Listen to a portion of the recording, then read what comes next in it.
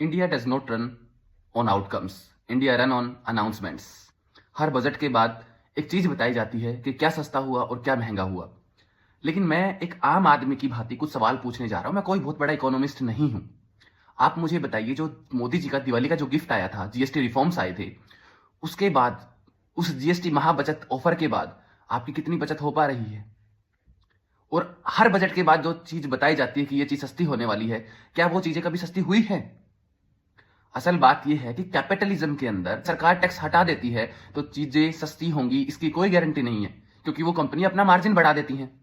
Insurance policies से 18% GST का tax हटाया गया, और जितने भी लोग इंश्योरेंस पॉलिसी रिन्यू किए हैं उस जीएसटी महाबचत ऑफर के बाद, कितने लोगों का प्रीमियम कम आया है। 2020 के अंदर, आज से 6 साल पहले, न्यू एजुकेशन पॉलिसी की बात की गई थी। उसके अंदर इतने बड़े दावे थे कि कक्षा 6 के साथ, यानी क्लास 6 का जो स्टूडेंट है, उसको कोडिंग सिखाई जाएगी। भारत जो है सिलिकॉन वैली बनने वाला है। भारत के अंदर एआई का एक रेवोल्यूशन आ जाएगा। हर क्लास के अंदर इंटर्नशिप जैसा सिस्टम बनाया जाने वाला था कि स्किल बेस्ड चीजें सिखाई जाएंगी और वो मैंडेटरी होंगी।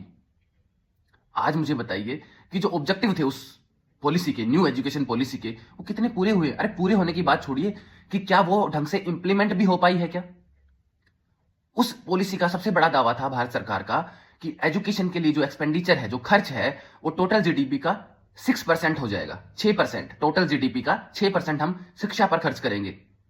लेकिन 2020 के अंदर, आज से 6 साल पहले, भारत सरकार का एजुकेशन पर, जो केंद्र सरकार का जो खर्च है, वो टोटल जीडीपी का 0.46% था, जो 6 साल बाद घटकर 0.40% रह गया है।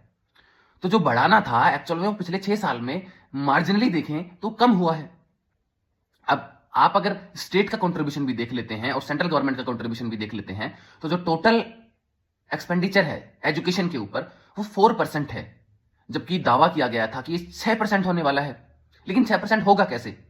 क्योंकि राज्य का जो मोटा जो पैसा है शिक्षा के ऊपर, वो सैलरीज और पेंशन देने में चला जाता है। आप मुझे बता दीजिए कि आपके एरिया में कोई नई सरकारी स्कूल कब बनी थी? ये जो पहले से जो सरकारी स्कूल बनी हुई है, उसके अंदर 2 नए कमरे कब बने थे? या जो छत गिरने वाली है, उसका मेंटेनेंस भी कब हुआ था? तो राज्य सरकारें कभी भी इंफ्रास्ट्रक्चर पर स्पेंड कर ही नहीं सकती। तो ये जो काम था न्यू एजुकेशन पॉलिसी को इंप्लीमेंट करने का, उसको लीड करने का, ये केंद्र सरकार का था। लेकिन आज 6 साल बाद भी हम वहीं की वहीं खड़े हैं। इनफैक्ट जो कंट्रीब्यूशन है केंद्र सरकार का, वो कम हुआ है। 0.46% से 0.40% रह गया है। भारत का नागरिक होने के नाते अगर आप सरकार के भरोसे बैठे हैं तो आप गलत हैं, क्योंकि जो सरकार स्वयं राम भरोसे चल रही है, उसके भरोसे आप कैसे बैठ सकते हो?